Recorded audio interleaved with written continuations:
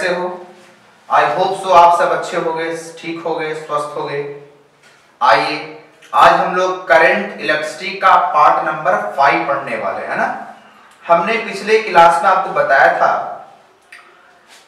Ohm's law बताया था है ना, और ओम्स लॉ में एक टर्म आया था रेजिस्टेंस है ना, इलेक्ट्रिकल रेजिस्टेंस क्या होता है। और मैंने आपसे कहा था कि हम लोग उसको अगले दिन डिफाइन करेंगे, बताएंगे क्या होता है प्रॉपर तरीके से। देखिए क्वेश्चन है define electrical resistance. Electrical resistance को डिफाइन करना है। रेजिस्टेंस से आप क्या समझते हो? सिंपली बोलना है कि रेजिस्टेंस एक प्रॉपर्टी है, कोई भी कंडक्टर का एक गुण है, एक प्रॉपर्टी है जो करंट को क्या करता है, वो अपोज करता है। क्या करता है? करंट को अपोज करता है। उसी प्रॉपर्टी को हम क्या कहते हैं? Electrical resistance. ऐसे बोलेंगे इट इज अ प्रॉपर्टी, क्या बचा? It is a property of a conductor which opposes the flow of electric current through it। Means यह कोई भी कंडक्टर का प्रॉपर्टी है, गुण है जो करंट को फ्लो होने से क्या करता है, वो रोकता है, अपोज करता है। उसी प्रॉपर्टी को हम क्या कहते हैं बच्चा? Electrical resistance. ठीक है, अलग अलग कंडक्टर में अलग अलग तरह का कंडक्टर में रेजिस्टेंस क्या होता है? अलग अलग। कोई कॉपर का होता है, कोई एल्युमिनियम का होता है, कोई आयरन का होता है कि नहीं हुआ। आइए मैं डिफाइन करूं क्या, फिर से रिपीट कर दे रहा हूं।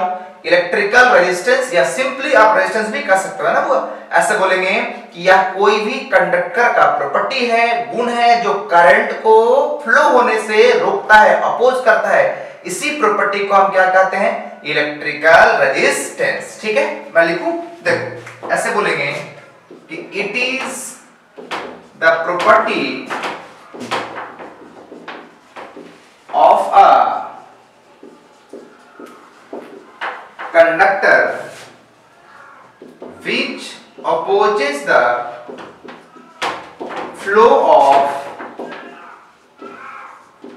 electric current, flow of electric current through it। है ना बच्चा? अब एक मन में सवाल आ रहा है, रेजिस्टेंस आप मेरे ख्याल समझ गए हो कि सर रेजिस्टेंस कंडक्टर का प्रॉपर्टी है जो करंट को फ्लो होने से रोकता है ना। उसी प्रॉपर्टी को हम कहते हैं रेजिस्टेंस। अब आप कहोगे सर आखिर रेजिस्टेंस कोई भी कंडक्टर में क्यों क्रिएट होता है, क्यों पैदा होता है? देखो हुआ ऐसे बोलेंगे कि आपको पता है कंडक्टर में क्या होता है, बहुत सारे इलेक्ट्रॉन्स जो होते हैं मूव करते हैं, जिसको ड्रिफ्ट वेलोसिटी हम लोग कहते थे। नहीं, कंडक्टर के अंदर इलेक्ट्रॉन्स क्या करते हैं? मूव करते रहते हैं। और मूव करने के दौरान एटम्स और आयन से बार-बार इलेक्ट्रॉन क्या होता है? टकराता है। इसी कारण से क्या होता है? रेजिस्टेंस पैदा होता है। तो ऐसे बोलेंगे कि इलेक्ट्रिकल रेजिस्टेंस अराइजेस, क्या? Electric resistance arises due to frequent collision of electron with atoms और ions in the conductor. Means conductor में इलेक्ट्रॉन जो है एटम और आयन से बार-बार टकराता है, इस कारण से रेजिस्टेंस पैदा होता है। ठीक है बुआ? तो कोई पूछ देगा आपसे भाई रेजिस्टेंस क्यों पैदा होता है, why resistance arises in the conductor, तो बोलेंगे कि resistance arises due to frequent collision of electron with atoms और ions in the conductor. Conductor के अंदर एटम और आयन से बार-बार इलेक्ट्रॉन को टकराने के कारण रेजिस्टेंस पैदा होता है। ठीक है, मैं लिख दूं? हाँ, ऐसा बोलेंगे कि resistance arises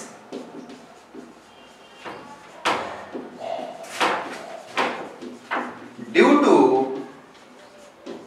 frequent collision of electron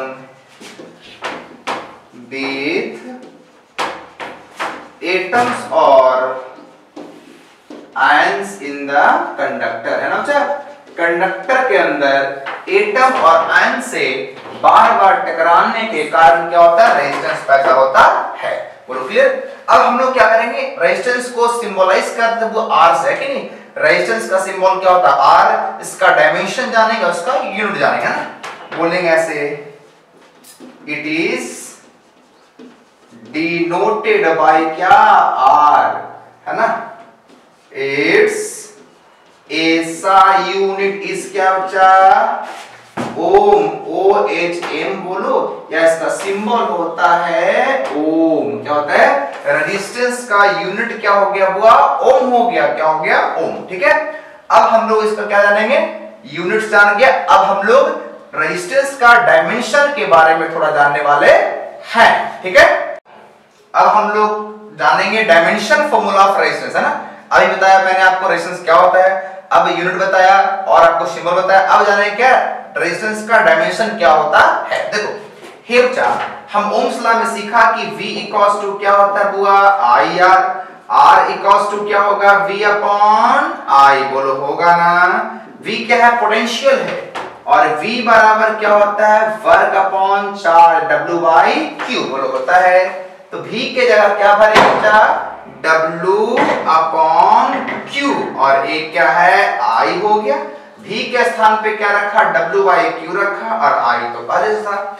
अब बड़े आराम से हम लोग सबका डायमेंशन भरेंगे। वर्ग का डायमेंशन क्या होता है, a में l2 और t माइनस 2, और नीचे आवेंगे तो q क्या है, चार्ज है, और चार्ज का क्या होता है हुआ, it होता है चार्ज का, और I तो पहले से हमारे पास था, ठीक है। अब r का डायमेंशन जाकर कितना हो गया, गौर से देखोगे a में पहले से था, बोलो था, l स्क्वायर है, देखो t का पावर क्या -2 है ना, और नीचे में एक t है, पावर क्या 1 होगा, ऊपर जाएगा तो क्या होगा -1, -1 और -2 क्या होगा -3, तो t का पावर -3, और i स्क्वायर ऊपर जाएगा तो i का पावर क्या होगा -2। एक क्या हो गया तुम्हारा रेजिस्टेंस का डायमेंशन, नोट कर ले अच्छे से। देखो बच्चा अभी नया टॉपिक आ गया, नया टर्म आ गया। सवाल ये है कि discuss the factor affecting the resistance of a conductor. क्या सवाल है, discuss the factor affecting the resistance of a conductor. Means सवाल का मतलब ये हो गया कि कोई भी कंडक्टर के रेजिस्टेंस पे कौन-कौन से चीज के कारण प्रभाव पड़ता है ताकि उसका रेजिस्टेंस में क्या होता है, चेंजिंग आता है। मींस कोई भी कंडक्टर में क्या बदलाव होगा, क्या चेंजिंग होगा ताकि उसका रेजिस्टेंस में क्या होगा, चेंज होना शुरू हो जाएगा, ठीक है। सवाल क्या है मेरा कि discuss the factor affecting the resistance of a conductor. मतलब क्या कि कोई भी कंडक्टर के रेजिस्टेंस पे किस-किस चीज का प्रभाव पड़ता है, लेंथ का, एरिया का, किस-किस चीज का प्रभाव पड़ता है, अब हम लोग देखने वाले हैं, ठीक है। देखो हे बच्चा, सबसे पहली बात आएगा following are the factor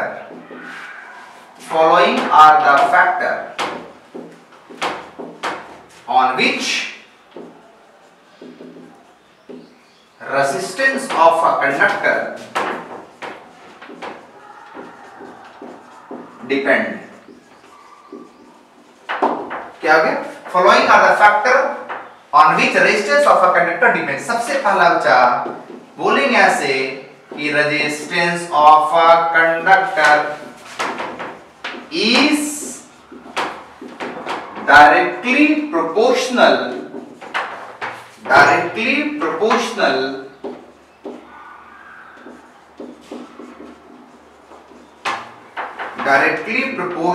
to its length। मतलब क्या कि कोई भी कंडक्टर का रेजिस्टेंस जो होता है वो लेंथ का क्या होता है, डायरेक्टली प्रोपोर्शनल होता है।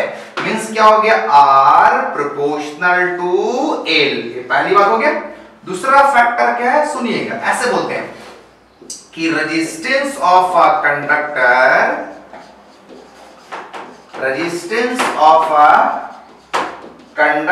Is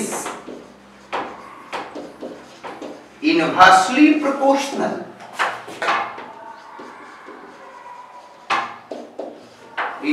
proportional to its cross sectional area।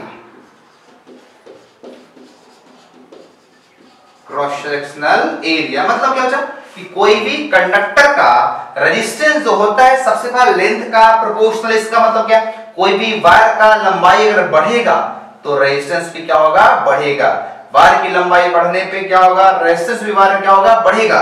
दूसरा है कि resistance of a conductor is inversely proportional to क्या, क्रॉस सेक्शनल एरिया। मतलब क्या, वायर की मोटाई का क्या होता है रेजिस्टेंस, इनवर्सली प्रोपोर्शनल। मतलब क्या बच्चा, R is inversely proportional to cross sectional area. अब बताओ, लेंथ बढ़ेगा तो रेजिस्टेंस बढ़ेगा, अगर एरिया बढ़ेगा तो रेजिस्टेंस क्या हो जाएगा, घट जाएगा। क्यों? क्योंकि इनवर्सली प्रोपोर्शनल है। दूसरी बात, अगर एरिया घटेगा तो रेजिस्टेंस भी क्या होगा, बढ़ेगा। क्या बोला मैंने, एरिया बढ़ेगा तो रेजिस्टेंस क्या होगा, घटेगा, उल्टा हो जाएगा। ठीक है, एरिया हाई तो रेजिस्टेंस क्या होगा, लो, एरिया लो तो रेजिस्टेंस क्या होगा तुम्हारा, हाई, क्योंकि क्या है, इनवर्सली प्रोपोर्शनल होता है। बोलो क्लियर बात। अब तीसरा प्रॉपर्टी देखोगे, तीसरा प्रॉपर्टी देखिएगा, ठीक है, यहां तक अब मिटा दे पर हम बिल्कुल। देखो, दो फैक्टर बताया आपको मैंने, अभी तीसरा फैक्टर जानेंगे बच्चा। देखो, तीसरी बात में यूं करेंगे कि resistance of a wire also depend on the nature of material of the conductor. Means कोई भी कंडक्टर का जो रेजिस्टेंस है वो नेचर ऑफ मटेरियल पर डिपेंड करता है कि आखिर वो वायर किस चीज का बना है, कॉपर का बना है, एल्युमिनियम का बना है, आयरन का बना है। अलग-अलग वायर का क्वालिटी क्या होता है, अलग-अलग होता है, इसलिए वायर के नेचर पर भी डिपेंड करता है। ऐसे बोलेंगे बच्चा, the resistance of a conductor depend on the nature of material of the conductor। मैंने क्या बोला बच्चा कि resistance of a conductor depend on the nature of material of the conductor. मैं फिर से रिपीट कर रहा हूं आपको। पहला क्या बोला कि resistance of a conductor directly proportional to length, R proportional to L, लंबाई बढ़ेगा, रेजिस्टेंस भी क्या होगा, बढ़ेगा। दूसरा, resistance of a conductor is inversely proportional to its cross sectional area. Cross sectional area means क्या होगा, वायर की मोटाई, वायर की मोटाई है ना, means R inversely proportional to area, means R inversely proportional क्या हो गया, वो एरिया, मींस एरिया हाई रहेगा तो रेजिस्टेंस क्या होगा, लो होगा।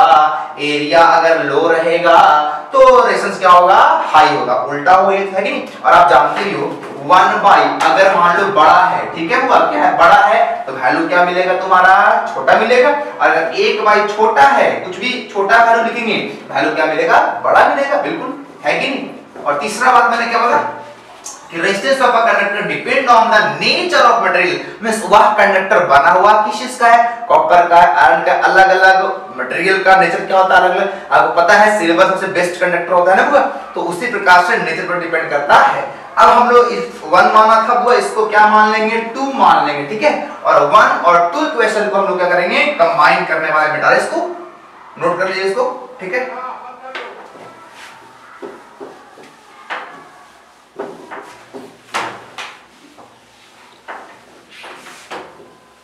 देखो, अब हम लोग दोनों जो इक्वेशन लाए ना उसको कंबाइन करेंगे ना, ऑन कंबाइनिंग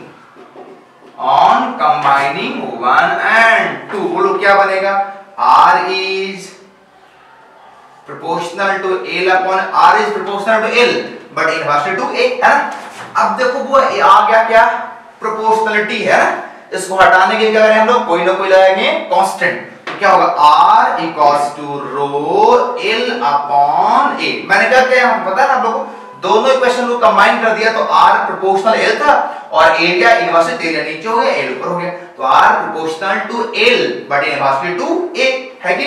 अब हमने क्या किया, प्रोपोर्शनलिटी को हटाया तो क्या आ गया, कांस्टेंट, और यहाँ पे कांस्टेंट क्या हो गया, रो। इसको क्या पढ़ेंगे, रो, RH और रो, इसको बोलते हुआ रो क्या है, रो इज कॉल्ड क्या, पता है क्या उसको बोलते हैं, रेजिस्टिविटी। क्या बोलते हैं बच्चा, रेजिस्टिविटी बोलते हैं, या इसको हम लोग स्पेसिफिक रेजिस्टेंस भी कहते हैं। क्या कहते हैं वो, स्पेसिफिक रेजिस्टेंस भी कहते हैं। देखो रो को क्या कहते हैं, रो इज कॉल्ड रेजिस्टिविटी या स्पेसिफिक रेजिस्टेंस कहते हैं। और रो के बारे में, रेजिस्टिविटी के बारे में अलग डिटेल में बताऊंगा रेजिस्टिविटी होता क्या, ठीक है। ए क्या है, रेजिस्टिविटी क्या होता है, वो कोई भी मटेरियल जो जिस चीज का बना होता है उसी का प्रॉपर्टी को हम लोग कहते हैं रेजिस्टिविटी कहते हैं कि वह बना हुआ किस चीज का है। और रेजिस्टिविटी क्या होता है, हर चीज का क्या होता है, फिक्स होता है। कॉपर का अलग होता है, आयरन का अलग होता है, एल्युमिनियम का अलग होता है। इसके बारे में आपको डिटेल में अलग से बताऊंगा, ठीक है। तो फार्मूला क्या हो गया, R बराबर रो एल अपॉन ए। क्या हो गया, R इक्वल्स टू क्या हो गया, रो एल अपॉन ए। ए मेरा क्या हो गया, जेन्युइन फार्मूला हो गया। एक बात तो आपको क्लियर हो गया कि सर लगता है कि कोई भी वायर का लंबाई बढ़ाएंगे। देखो लंबाई बढ़ाने का मतलब मैं स्ट्रेच नहीं बोल रहा हूं। लंबाई बढ़ाने का मतलब वायर का इतना लंबा वायर, मान सपोज दैट इतना लंबा वायर है, इतना ही लंबा वायर और लाके जोड़ दिया, ठीक है, जोड़ दिया, तब रेजिस्टेंस क्या हो गया, बढ़ जाएगा।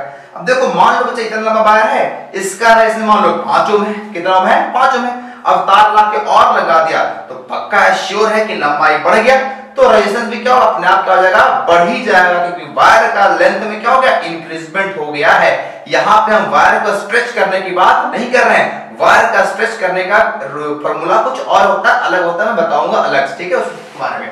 तो फार्मूला क्या होगा, R बराबर rho L upon A, where rho is called क्या बच्चा, रेजिस्टिविटी या स्पेसिफिक रेजिस्टेंस। क्या है ना, ये हमारा क्या हो गया, पूरा फार्मूला हो गया रेजिस्टेंस का, ठीक है। Resistance depend upon length, also depend upon cross sectional area. अब रो के बारे में हम लोग जानेंगे, ये हमारा फार्मूला हो गया, ठीक है, नोट कर लो इसको, ठीक है। देखिए बच्चा, अब हम लोग रेजिस्टिविटी के बारे में पढ़ने वाले हैं।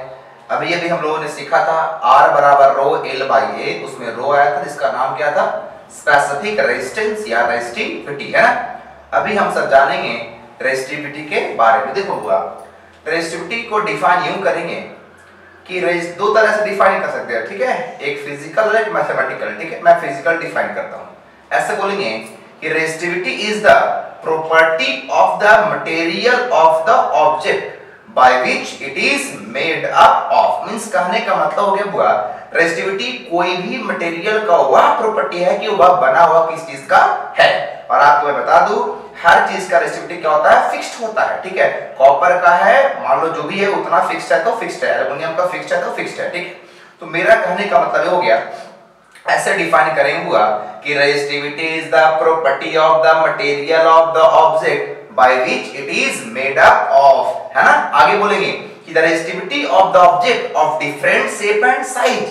क्या बोला मैंने, resistivity of the object of different shape and size is same but resistance is different। कहने का मतलब हो गया कि एक ही अलग अलग शेप साइज का हो बट बना हुआ एक ही मटेरियल का हो तो रेजिस्टिविटी क्या होगा, सेम होगा, बट रेजिस्टेंस क्या हो जाएगा, अलग हो जाएगा। इसको मैं आपको समझाता हूं एक तरीके से। देखो मान लो वायर है, ठीक है, एक तार है, इतना लंबा तार है, एक कॉपर का वायर, किसका है, कॉपर का, तो रेजिस्टेंस मान लो 5 ओम है। कितना ओम होगा, 5 ओम।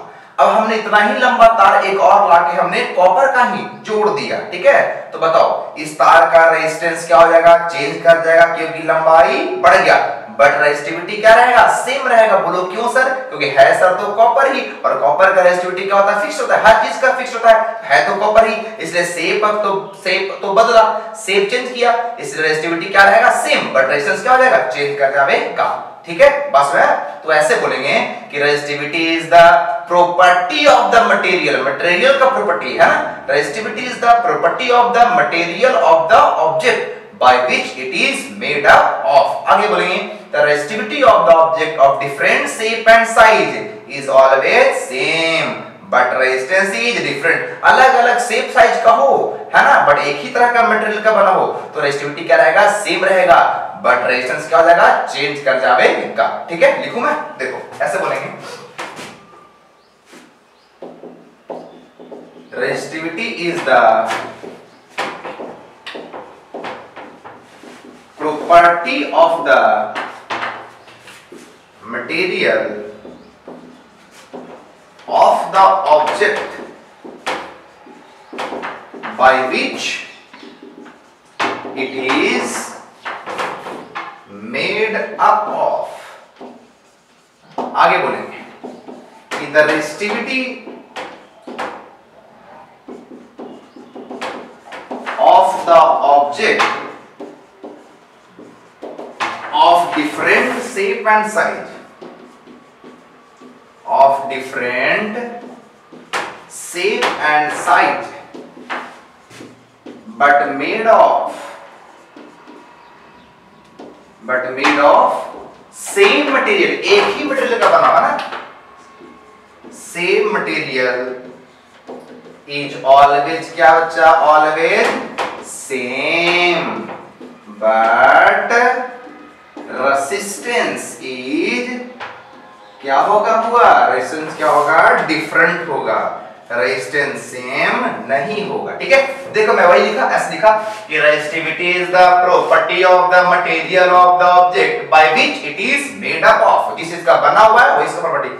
The resistivity of the object of different shape and size but made of same material is always same, means अलग अलग शेप साइज का हो बट बना हुआ एक ही मटेरियल का हो तो उसका रेजिस्टिविटी क्या रहेगा, सेम रहेगा, बट रेजिस्टेंस इज क्या, डिफरेंट। इसी को हम क्या कहते हैं, रेजिस्टिविटी कहते हैं। और आपको पता होगा, इसको मैं उतार दो इसको, ठीक है, मैं मिटाता हूं इसको, कॉपी कर लीजिए इसको फटाफट, उतार लिए, ठीक है। अब देखिए, अब मैं आपको बताता हूं कि आखिर यूनिट भी निकालना है और डायमेंशन भी निकालना है ना। इसको दो तरीके से डिफाइन करते हैं, एक तरीका और है मैं बताता हूं अभी, ठीक है। देखो ऐसे बोलेंगे, रेजिस्टिविटी का फार्मूला आखिर कहां से मिलेगा बुआ, आखिर रेजिस्टिविटी का फार्मूला कहां से आएगा, थोड़ा देखिएगा। हम जानते हैं हुआ, वी नो दैट, हम सब जानते हैं, क्या जानते हैं, R equals to rho L upon A, जानते हैं कि हम यूनिट निकाल रहे हैं। देखो इसको डिफाइन करने का दूसरा तरीका ये भी है कि अगर कोई वायर एक यूनिट लेंथ हो, मींस 1 मीटर का वायर और क्रॉस सेक्शन एरिया भी क्या हो, 1 हो, एक लेंथ, एक यूनिट वायर और एक यूनिट क्रॉस सेक्शन एरिया रहेगा तो उस समय जो रेजिस्टेंस होगा वो भी क्या कहलाएगा, रेजिस्टिविटी कहलाएगा। तो ऐसा डिफाइन करेंगे कि resistance of a wire of a unit length and unit cross section area is also called resistivity, means L 1 कर दें, एरिया भी 1 कर दें तो R बराबर क्या हो जाएगा, रो हो जाएगा, means resistivity is equal to क्या, रेजिस्टेंस हो जाएगा कि नहीं। ये मैथमेटिकल डेफिनेशन है, बट मैथमेटिकल मैंने नहीं बताया, मैंने फिजिकल बताया। मैथमेटिकल आप खुद भी लिख सकते हो, क्या बोलेंगे बताओ, ऐसे बोलेंगे कि the resistance of a wire of unit length and unit cross sectional area is also called क्या, resistivity होगा ना। एक एरिया होगा, एक यूनिट लंबाई होगा तो R बराबर क्या होगा, रो। इसको भी हम लोग रेजिस्टिविटी कह सकते हैं, बट क्या मैथमेटिकली बोला, ठीक है। इसका यूनिट निकालते हैं, ठीक है। तो रो बराबर क्या होगा बच्चा, RA अपॉन L।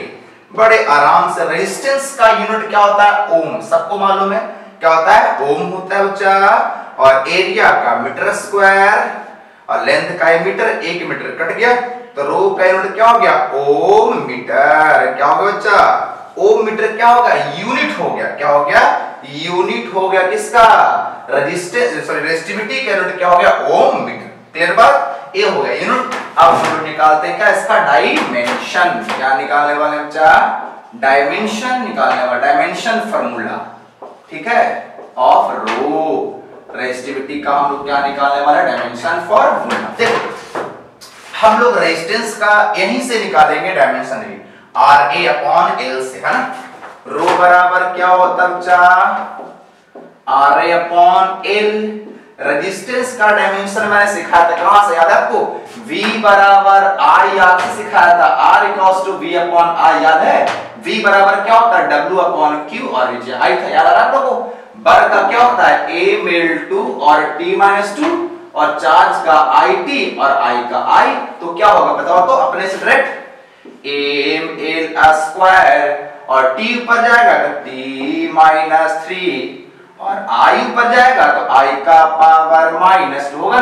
मैंने दिखा दिया फिर से करके आपको, है कि नहीं।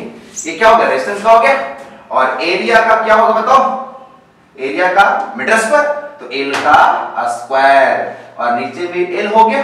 तो रो का डायमेंशन देखो, L एक कट जाएगा, नहीं हुआ तो क्या होगा, ml स्क्वायर और एक L तो कट जाएगा तो 2a और एक 3 हो जाएगा तो ml3 L2 और एक यहाँ L बचेगा, L कट जाएगा तो बचेगा L ml3 और T-3 और I-2। ये क्या हो गया तुम्हारा, रेजिस्टिविटी का क्या हो गया, डायमेंशन फार्मूला। ए निकला यूनिट, बताओ रेजिस्टिविटी का यूनिट क्या होता है, ओम मीटर। क्या बच्चा, ओम मीटर। और रेजिस्टिविटी का डायमेंशन क्या होगा, ml3 T-3 और I-2। ये क्या हो गया, यूनिट हो गया डायमेंशन। इसको कॉपी कर लें। देखिए बच्चा, अब रेजिस्टिविटी का वैल्यू कैलकुलेट करते हैं कितना आता है ना। देखो हम लोगों ने क्या सीखा, रेजिस्टिविटी क्या होता है जान गया हुआ है कि नहीं। रेजिस्टिविटी का यूनिट सीखा, रेजिस्टिविटी का डायमेंशन सीखा। अब थोड़ा वैल्यू कैलकुलेट करते हैं। रेजिस्टिविटी का वैल्यू क्या होता है ना, हम जानते हैं मित्रों, वी नो दैट, हम सब जानते हैं कि V cos टू IR होता है, वो होता है कि नहीं होता है, होता है। दूसरा फार्मूला A भी होता है, R equals to rho L upon A, हमें इसी का वैल्यू में निकालना है। देखिएगा थोड़ा हम लोग जानते हैं मित्रों कि R इक्वल्स टू क्या हो जाएगा, V अपॉन I, बोलो होगा कि नहीं होगा, होगा। और रेजिस्टेंस का वैल्यू मैंने याद करो निकाला था, जब प्रूफ किया था मैंने ओम्स लॉ, उस समय R का वैल्यू कुछ आया था, याद है, देखना पीछे, एमिल बटा N E square A into tau, याद है आप लोगों को। ए R equals to V upon I होता ही है, और R का वैल्यू क्या लाया था, m l upon N E square A into tau, है ना। अब देख मित्रों, R इक्वल्स टू, ये तीनों तो बराबर ही है, तो मैं ऐसा करूं, M upon N E square tau, क्या हो गया बुआ, एम अपॉन, इसको मैं छोड़ दिया, R इक्वल्स टू बराबर ही है, तो R इक्वल्स टू क्या, M upon N E square tau और इनटू L अपॉन A। अगर मैंने ऐसा किया तो कोई गुनाह किया क्या, अरे बच्चा L को अलग कर दिया, A को अलग थोड़ा कर दिया। अब आपको दिखाई पड़ रहा होगा नहीं, याद होगा कि R equals to rho L upon A होता था, याद है आपको। R इक्वल्स टू क्या होता है, रो L अपॉन A। तो सर लगता है कि रो का वैल्यू है, नहीं रेजिस्टिविटी का वैल्यू है कि नहीं। तो देखेंगे, सो यहां पे बगल में लिख दो, यहां पे रो का वैल्यू क्या हो गया बुआ, m upon N E square into tau, इसलिए r बराबर क्या हो गया, रो l अपॉन a। बोलो हुआ कि नहीं हुआ, ये फार्मूला हमने वाला आया था। और रो का वैल्यू क्या हो गया, याद रखो, m upon N square into tau. Rho का वैल्यू क्या होगा बताओ, m upon N square into tau. इसका देखना, इसका वैल्यू को हम इस्तेमाल करेंगे, यूज करेंगे, याद रखना, ठीक है। रो का वैल्यू क्या है, m upon N square into tau. Clear, note कर लो इसको। देखो बच्चा, अब हम लोग कुछ डेफिनेशन करेंगे, कुछ डिफाइन करेंगे। सबसे पहला है करंट डेंसिटी। करंट डेंसिटी से आप क्या समझते हो, देखो वो समझाते पहले, ठीक है। कोई भी कंडक्टर की यूनिट क्रॉस सेक्शन एरिया से जितना करंट पास कर जाए, क्या बोला मैंने, कोई भी कंडक्टर के यूनिट क्रॉस सेक्शन एरिया से जितना करंट पास कर जाता है उसी को हम क्या कहते हैं, करंट डेंसिटी। ये देखो, the amount of current flowing per unit area, क्या बोला मैंने, the amount of current flowing per unit area of the conductor at any section normally is called क्या, current density। मींस कोई भी कंडक्टर के unit area से जितना any section, मैंने यहां कहीं भी किसी सेक्शन के पास एक यूनिट एरिया से जितना करंट पास कर जाता है उसी को हम क्या कहते हैं बच्चा, करंट डेंसिटी कहते हैं। अब देखो करंट डेंसिटी को डिनोट करते हुए J से, इट इज डिनोटेड बाय, कैसे मित्रों, J, है ना। फॉर्मूला क्या बनेगा, करंट डेंसिटी इक्वल्स टू क्या, current amount of current flowing per unit area, mean J equals to क्या हो गया बुआ, I अपॉन A, क्या हो गया, I अपॉन A। ये क्या हो गया, करंट डेंसिटी का फॉर्मूला हो गया।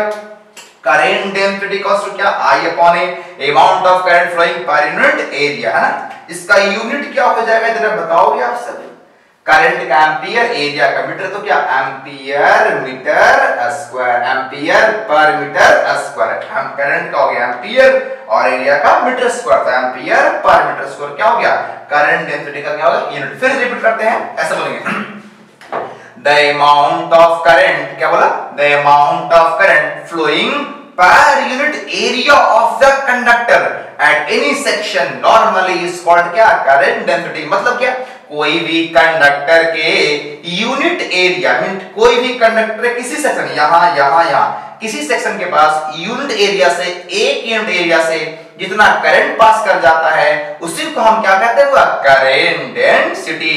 इसको सिंबलाइज करते हैं J से, J equals to I upon A, means what, current density equals to क्या, करंट अपॉन एरिया, ए क्या हो गया, यूनिट। ठीक है, अगला डिफाइन करते हैं हम लोग करने वाले हैं करंट डेंसिटी हो गया, दूसरा करें कंडक्टेंस और तीसरा क्या करेंगे हम लोग, कंडक्टिविटी।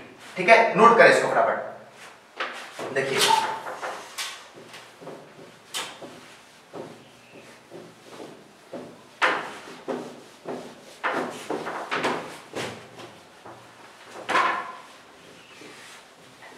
देखो अभी आता है आपके पास क्या, कंडक्टेंस। सिंपल बात है, बस समझिएगा। इसका यूनिट पूछता है एग्जाम में, एक नंबर है बिहार बोर्ड में, बिहार कंपनी में, ठीक है। कंडक्टेंस क्या बोलते हैं, द रेसिप्रोकल ऑफ रेजिस्टेंस। क्या बोलेंगे, the reciprocal of resistance of a conductor is called क्या बच्चा, is called कंडक्टेंस। मैंने क्या बोला, कोई भी कंडक्टर के रेजिस्टेंस के रेसिप्रोकल को हम क्या कहते हैं, कंडक्टेंस। आपको याद होगा मैंने जब V बराबर I बताया था तो वहां पे मैंने चर्चा किया था, ठीक है। खैर दो बात नहीं, क्या बोला, the reciprocal of resistance. Resistance के उल्टा को हम क्या कहते हैं, कंडक्टेंस। और इसको डिनोट क्या करते हैं, वो इट इज डिनोटेड बाय क्या, कैपिटल G। तो कंडक्टेंस का फार्मूला क्या होगा, G इक्वल्स टू क्या, 1/R। ये क्या हो गया हुआ, कंडक्टेंस का फार्मूला G इक्वल्स टू क्या होगा, 1/R, ठीक है। अब मान लो इसका यूनिट की बात करेंगे तो बताओ यूनिट क्या होगा, बताओ। रेजिस्टेंस क्या था, ओम होता है, रेसिप्रोकल रेजिस्टेंस। तो ओम का उल्टा क्या होगा, महो, MHO, महो होता है। याद रखना कि कंडक्टेंस का यूनिट क्या होता है, महो। ये ऑब्जेक्टिव में पूछता है बिहार बोर्ड में, ठीक है। महो या फिर साइमिन भी बोलते हैं, क्या बोलते हैं बुआ, साइमिन भी कहते हैं। याद कर लो, कंडक्टेंस का यूनिट क्या होता है, महो, MHO, महो या फिर साइमिन। कंडक्टेंस का यूनिट क्या होता है बुआ, महो या फिर साइमिन। एक नंबर में पक्का पूछता है, ठीक है। कंडक्टेंस के बाद क्या आता है, कंडक्टिविटी। कंडक्ट को आपको लग रहा होगा इसका कंडक्टेंस रेजिस्टेंस, लगा नहीं, चचेरा भाई है रेजिस्टेंस का, बिल्कुल है। कंडक्टेंस का उल्टा हो क्या, रेजिस्टेंस के उल्टा को हम क्या कहते हैं बच्चा, कंडक्टेंस। अब आएगा रेसिस्टिविटी, हम लोगों ने पढ़ा था। अब आया क्या हुआ, कंडक्टिविटी। इसको मिटा दूं मैं थोड़ा, यहां पे लिख दूं, यहां पे लिखता हूं, है ना। कंडक्टिविटी, कंडक्टिविटी क्या होता है, देखो। ए हो गया कंडक्टेंस, ए हो कंडक्टिविटी। रेजिस्टिविटी, रेजिस्टिविटी का भाई लग रहा है कंडक्टिविटी है, नहीं, बिल्कुल। तो वहां था रेजिस्टेंस का उल्टा को कंडक्टेंस, यहां क्या होगा, रेजिस्टिविटी के उल्टा को क्या बोलेंगे, कंडक्टिविटी। ऐसे बोलेंगे, the reciprocal of resistivity is called क्या बच्चा, is called कंडक्टिविटी। रेजिस्टिविटी के उल्टा को क्या बोलेंगे, कंडक्टिविटी। और आपको बता दूं कंडक्टिविटी को डिनोट कैसे करते हुआ, it is denoted by sigma. कैसे हुआ, कंडक्टिविटी को कैसे करते हैं हम लोग, सिग्मा से। कैसे करते बच्चा, सिग्मा से, ठीक है। अब बताओ सिग्मा बराबर क्या हो जाएगा, 1/ρ। क्या होगा, 1/ρ। बोलो होगा हुआ, ये क्या हो गया, कंडक्टिविटी का फार्मूला हो गया, एक कंडक्टेंस का फार्मूला हो गया। अब इसका यूनिट की बात करें हम सर, इसका यूनिट क्या बताओ, रो का क्या था, ओम मीटर। क्या था, ओम मीटर। तो ऊपर जाएगा, उल्टा तो क्या, पर ओम और पर मीटर। बोलो होगा कि नहीं होगा, पर ओम पर मीटर। एक किसका हो गया, कंडक्टिविटी का हो गया, यूनिट हो गया, ठीक है। नोट कर ले इसको। देखो बच्चा, अभी यदि हम लोगों ने पढ़ा करंट डेंसिटी, पढ़ा कंडक्टिविटी, पढ़ा है ना, और करंट कंडक्टेंस ही पढ़ा नहीं। बट अभी एक रिलेशन आता है, कभी कभी ऑब्जेक्टिव में रहता है कि establish relation between current density, conductivity and electric field. ये ऑब्जेक्टिव रहता है, ठीक है। एस्टैब्लिश नहीं करना था, बस टिक आउट करना होता, ठीक है। तीनों के बीच में रिलेशन एस्टैब्लिश हमें करना है। देखो पहली बात यह है पूरा कि वी नो दैट, हम सब जानते हैं, याद करो एक टर्म पढ़ाया था, करंट, इलेक्ट्रिक करंट और ड्रिफ्ट वेलोसिटी के बीच के रिलेशन। याद है, VD बराबर I बटा निया। याद है कि नहीं याद है, याद है ना। देखो VD बराबर क्या था बुआ, I बटा निया था ना। अब देखो I इक्वल्स टू क्या हो जाएगा, NEA इंटू VD। बोलो होगा कि मैंने क्रॉस मल्टीप्लाई किया, कुछ नहीं किया। अब देखो बच्चा, VD का रिलेशन आपको याद होगा, मैंने एक अलग लिखा था, VD इक्वल्स टू EE बटा M इंटू टाउ। याद है, ये लिखवाया था मैंने ड्रिफ्ट वेलोसिटी जब डिफाइन किया था उस समय यही फॉर्मूला आया था। ये नेगेटिव मैंने नहीं लिया, मैग्नीट्यूड में है, ठीक है। तो बताओ वो vd के जगह क्या भरोगे, यही वाला भरेंगे e बटा m इनटू टाउ। बोलो होगा क्या? हे मेरा बच्चा बताओगे n 2e है तो e square n e square a electric field tau upon m। बोलो होगा क्या? e स्क्वायर हो गया n e square a e into tau. Clear? अब देख मित्रों बड़े आराम से एक चीज करें, एरिया को नीचे बुला ले क्या, I अपॉन a। अब बोलोगे सर एरिया को नीचे क्यों लाया सर? होगा एरिया को नीचे लाया तो I अपॉन a क्या हो गया, करंट डेंसिटी, एक टर्म तो आ गया, बिल्कुल आ गया। तो क्या बचेगा n e square tau e upon क्या मित्रों m। बोलो होगा कि नहीं होगा? n e square tau, area तो ऑलरेडी नीचे है, इलेक्ट्रिक फील्ड साइड में है, मास क्या हो गया नीचे। अब देखिए मेरा बच्चा एक चीज और याद दिलाते, आज ही मैंने आपको इसी सीरीज में आपको मैंने बताया है, याद करो रो का वैल्यू कुछ था आपको याद? रो इक्वल्स टू मैंने क्या लाया था याद है? m upon n e square into tau. याद है क्या? m upon n square into tau मैंने लाया था, रो का वैल्यू लाया था बच्चा। ये लाया था कि नहीं बताओ? लाया था ना? अभी ये भी लाया था, मैंने कहा था कि ये काम आएगा, ठीक है।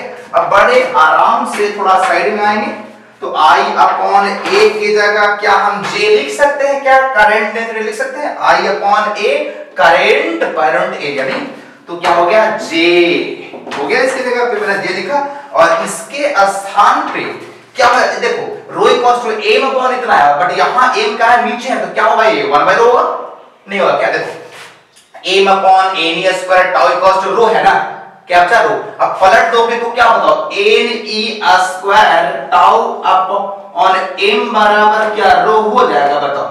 n e square tau 1 upon rho हुआ कि नहीं बताओ? 1 अपॉन रो। बोलो होगा बच्चा?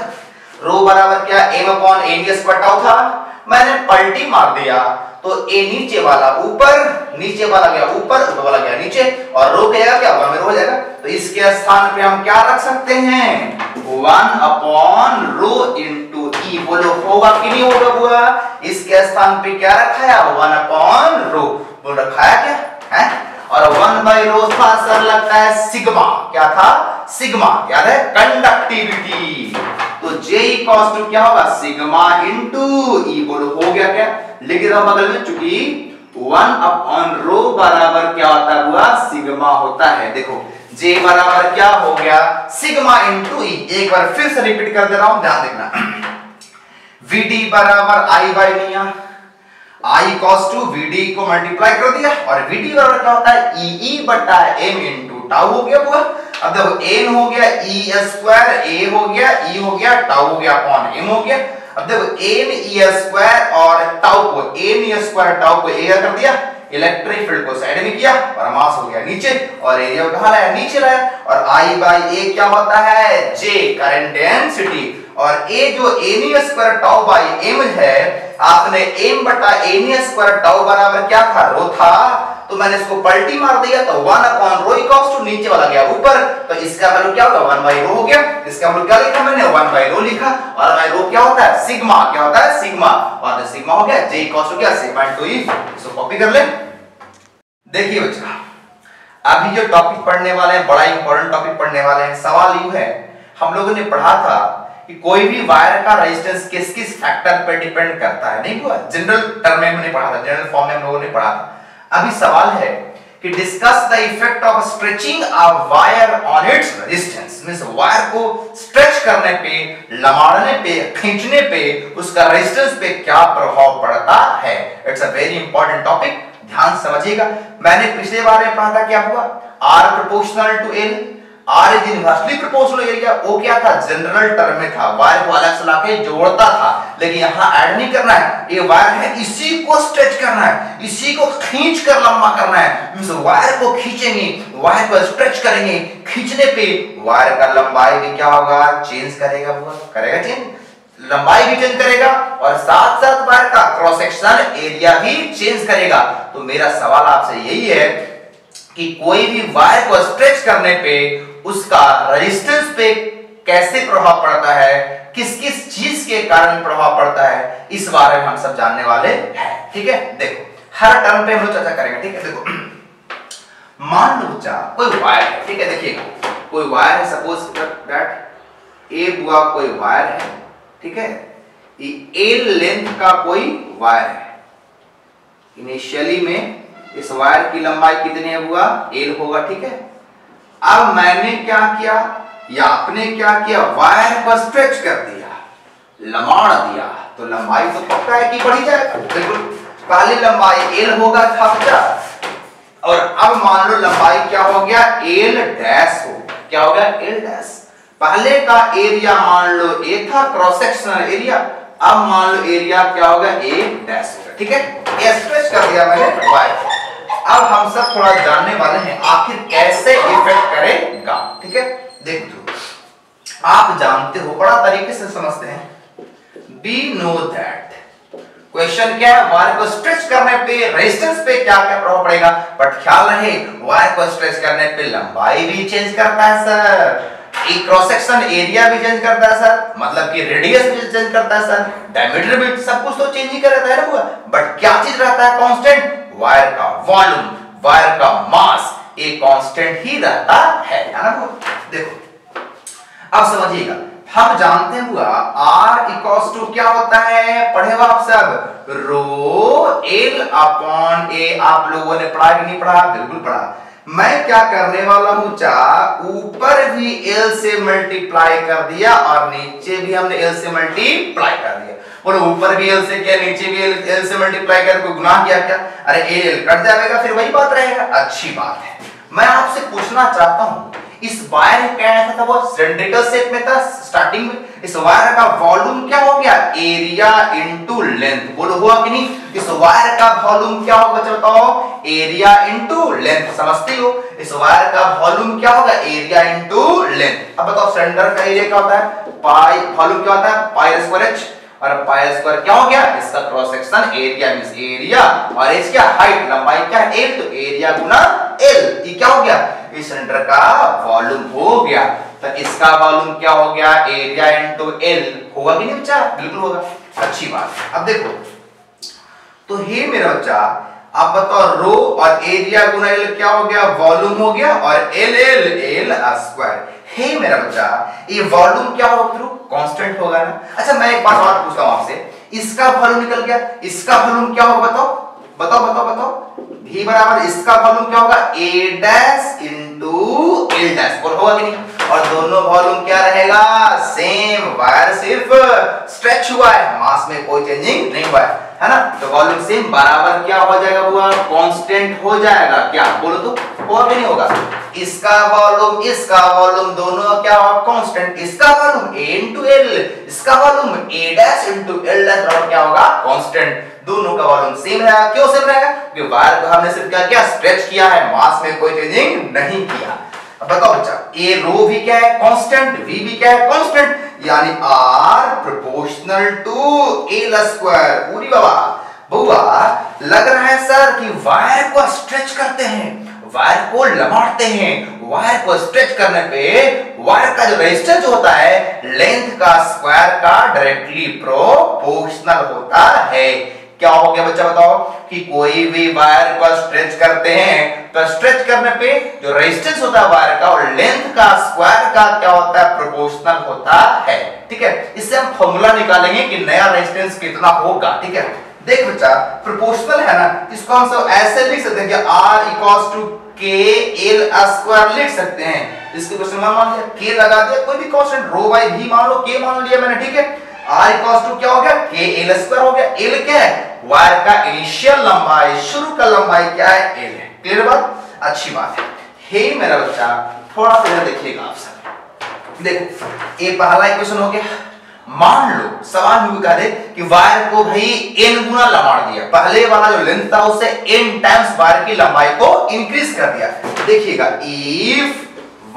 if the length of wire, if the length of wire is increased n times of its length, means initial length का n गुना कर दिया, तो बताओ नया लंबाई क्या हो जाएगा, l डैश बराबर nl होगा क्या, बताओ ये क्या निकला, वायर का नया लंबाई, कब a था वायर का इनिशियल लंबाई l, तो अभी नया लंबाई क्या हो गया, l dash equals to nl, क्यों हो गया, क्योंकि वायर को n गुना स्ट्रेच कर दिया, पहले का लंबाई से 2 गुना 3 गुना 4 गुना 5 गुना, सवाल में कहेगा, तो यहाँ पे क्या कहा है, n गुना वायर की लंबाई को इंक्रीज कर दिया, तो नया लंबाई क्या हुआ, l डैश इक्वल्स टू क्या होगा, nl, बोल हो गया क्या, तो बताओ मुझे, resistance of wire is directly proportional to length का स्क्वायर, तो वायर का नया लंबाई क्या हो गया, l डैश, तो नया रेजिस्टेंस क्या हो जाएगा, r डैश, बिल्कुल, तो न्यू रेजिस्टेंस बोलो क्या होगा,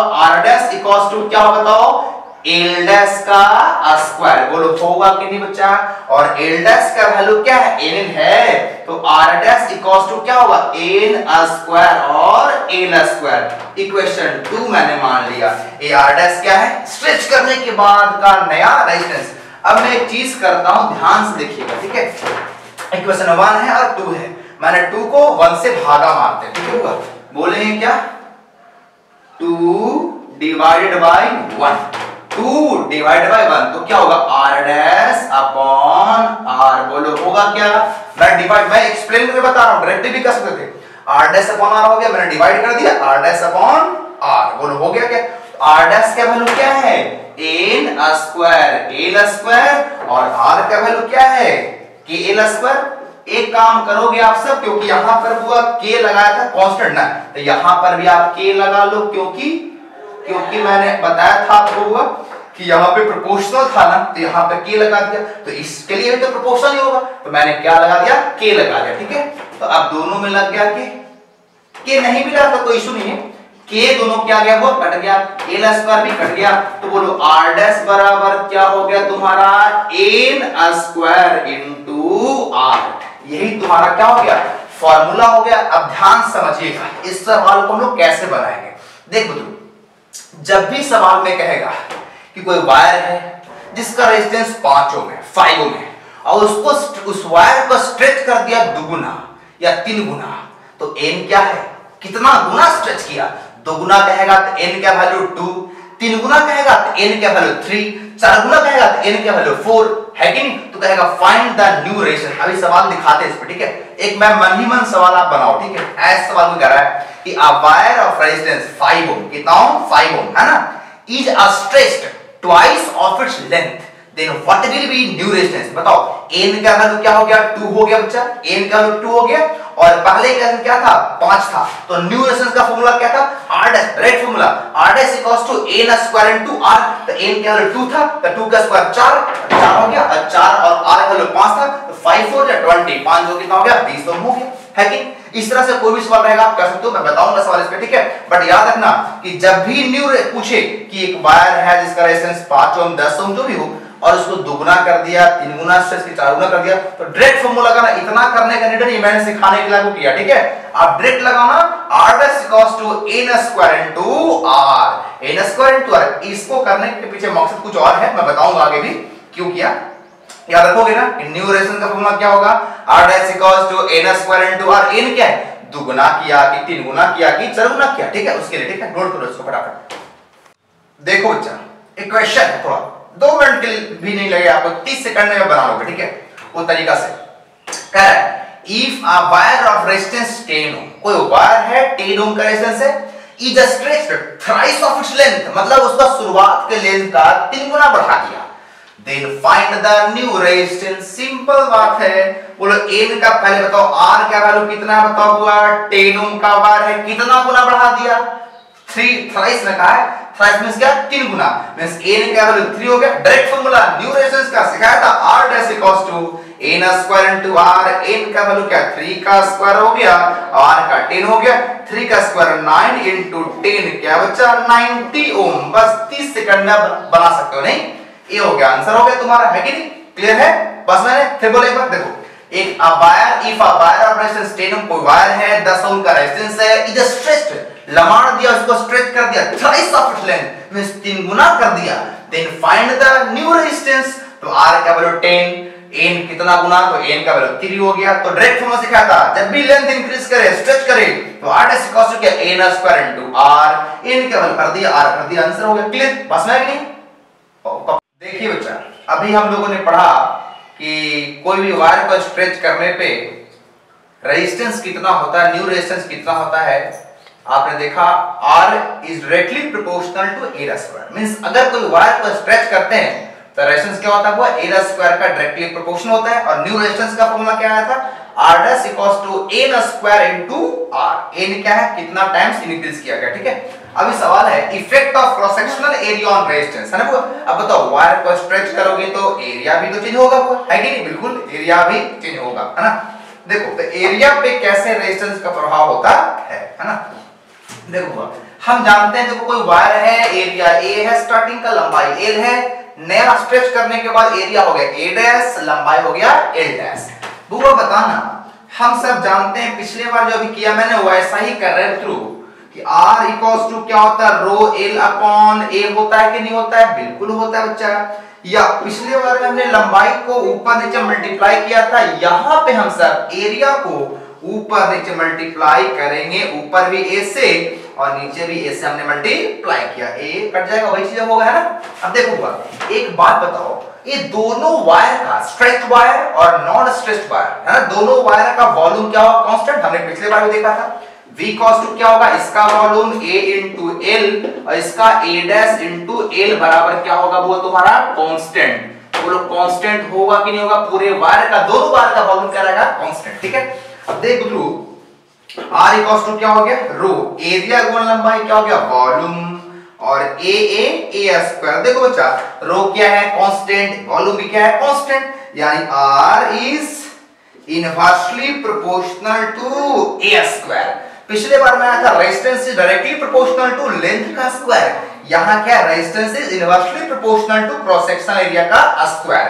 प्रोपोर्शनल को हटाने के लिए कांस्टेंट लगा दे, क्या लगाते हुआ, ठीक है। R बराबर k अपॉन क्या हो जाएगा through, k upon a square. बोलो होगा कि नहीं, यहां पर कांस्टेंट यही रो भी है, इसको मैंने k मान लिया। R इक्वल्स टू क्या होगा, k अपॉन a स्क्वायर। बोलो हुआ क्या, ये पहला वाला केस, ठीक। अब देखो वायर स्ट्रेच हो गया, जब स्ट्रेच हो गया तो वायर का नया रेजिस्टेंस क्या होगा, है कि नहीं। अब देखो तो हम लोग क्या करेंगे, एक क्या है इनिशियल रेजिस्टेंस और इनिशियल क्रॉस सेक्शनल एरिया, ठीक है। अब मैं क्या किया आपको, मैं बोल रहा हूं अगर वायर का n टाइम्स, वायर का क्रॉस सेक्शनल एरिया को n टाइम्स हमने चेंज किया, जैसे हमने लंबाई को किया था ना कि l dash equals to nl, वैसे एरिया क्या होगा, a dash equals to n into a, है ना, ऐसे बोलेंगे। If area, area means cross sectional area, ठीक है, cross sectional area is changed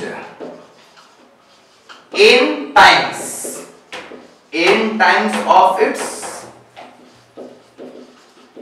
initial area या ओरिजिनल एरिया, ठीक है हुआ। तो a डैश बराबर क्या हो जाएगा, n into a, initial area का n टाइम्स हो गया। हे मेरा बच्चा, आप मुझे बताओगे कि न्यू रेजिस्टेंस क्या होगा, बताओ। न्यू रेजिस्टेंस हो जाएगा r dash equals to a1 by क्या होगा, 1 बाय a डैश का स्क्वायर, है ना। लेकिन यहां पे हम k भी तो लगाते थे, k r प्रोपोर्शनल टू में a स्क्वायर, k लगा दिया कांस्टेंट, यहां भी लगा दिया क्या, k अपॉन a डैश का स्क्वायर, सेम टू सेम है। यहां एरिया a था, यहां एरिया क्या a डैश है। ये मेरा बच्चा, यानी r डैश का वैल्यू क्या हो जाएगा, k अपॉन a डैश का वैल्यू क्या है, na है, तो क्या हो जाएगा n स्क्वायर और a स्क्वायर, इक्वेशन 2 हो गया। हम लोग को निकालना क्या है, न्यू रेजिस्टेंस r डैश निकालना है, तो 2 को भागा मारेंगे 1 से। देखना बच्चा, ध्यान से साइड में कर रहे हैं, सेकंड भागा क्या होगा फर्स्ट, तो r dash upon r dash का वैल्यू क्या लाया हो, k upon n square, a square क्या होगा, k अपॉन n स्क्वायर और a स्क्वायर अपॉन r का वैल्यू क्या बच्चा, k अपॉन a स्क्वायर क्या होगा, k अपॉन a स्क्वायर। बोलो होगा, एक k गया कट, एरिया भी गया कट, तो बोलो r डैश इक्वल्स टू क्या होगा बच्चा, बताओ, 1 by n square into r। It means r dash equals to 1/n² into r हो गया। ध्यान से देखिए थोड़ा फिर से, ये क्या है मेरा न्यू रेजिस्टेंस का फार्मूला। इनिशियल रेजिस्टेंस क्या था, r था, तो नया रेजिस्टेंस क्या होगा, r dash equals to 1/n² into r, क्या होगा 1/n², और लेंथ में क्या था r dash equals to n² into r, यहां क्या होगा r dash equals to 1/n² into r। n क्या है, कितना टाइम्स एरिया को इंक्रीज किया, ट्वाइस थ्राइस, है ना बुआ, ये है n का वैल्यू, सेम टू सेम है, बट यहां क्या होगा एरिया, जब एरिया में रहेगा, ध्यान रखिएगा, अगर कहेगा कि वायर का लेंथ को ट्वाइस कर दिया तो n बराबर 2, फार्मूला क्या r dash equals to n² into r, और कहेगा क्रॉस सेक्शनल एरिया को कर दिया, ट्वाइस कर दिया, थ्राइस कर दिया, हाफ कर दिया, कुछ भी कर दिया, ठीक है, तो फार्मूला क्या होगा r dash equals to 1/n² into r, याद रखोगे पक्का, लेंथ के लिए n² r, cross sectional area के लिए 1/n² इंटू r, बोलो क्लियर बात, ठीक है। देखिए बच्चा, एक क्वेश्चन करते हैं क्रॉस सेक्शनल एरिया पे, ठीक है, कह रहा है a wire of resistance 20 ohm is stretched such at, कोई 20 ओम रेजिस्टेंस का वायर है जिसको स्ट्रेच कर दिया, इस प्रकार से स्ट्रेच किया, such that its area of cross section becomes half, कोई वायर है उसको ऐसा खींचा कि उसका क्रॉस सेक्शनल एरिया क्या हो गया, हाफ हो गया, देन फाइंड न्यू रेजिस्टेंस। अब बताओ बच्चा r का वैल्यू कितना है हुआ 20 ओम, कितना कर दिया, कितना टाइम्स हो गया, तो हाफ हो गया, तो n का वैल्यू क्या हो गया 1/2, है ना, ट्वाइस होता था तो 3, यहां क्या कर दिया क्रॉस सेक्शनल एरिया को हाफ कर दिया, तो n का वैल्यू क्या होगा बुआ, हाफ हो जाएगा, है कि नहीं। डायरेक्ट फार्मूला न्यू रेजिस्टेंस का डायरेक्ट फार्मूला क्या, r डैश इक्वल्स टू, क्या सिखाया था मैंने, एरिया में चेंजिंग करेगा तो क्या हुआ 1/n² इंटू r सिखाया था, तो बोलो n का वैल्यू कितना हुआ 1/2 का स्क्वायर इंटू r का 20, मतलब क्या हो गया 1/4, 4 जाएगा ऊपर, 4 इंटू 20 कितना हो गया 80 ओम।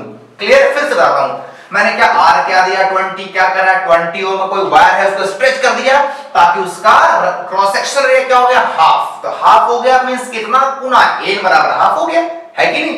तो न्यू रेजिस्टेंस पूछ रहा था r डैश क्या फॉर्मूला 1/n² इंटू r, ये हो गया आंसर। लेकिन हम लोगों ने लेंथ का सीखा हुआ और एरिया का सीखा, अब हम लोग को सीखेंगे अगले क्लास में, अगले सीरीज में सीखेंगे हम लोग, मतलब करंट इलेक्ट्रिसिटी पार्ट 6 में बताएंगे आप लोगों को कि रेडियस पे कैसे रेजिस्टेंस डिपेंड करता है, डायमीटर पे कैसे डिपेंड करता है, उसको करेंगे हम लोग क्वेश्चन, ठीक है। ये सारे को रिवाइज कर लीजिएगा, अच्छे से नोट कर लीजिए। Thank you so much.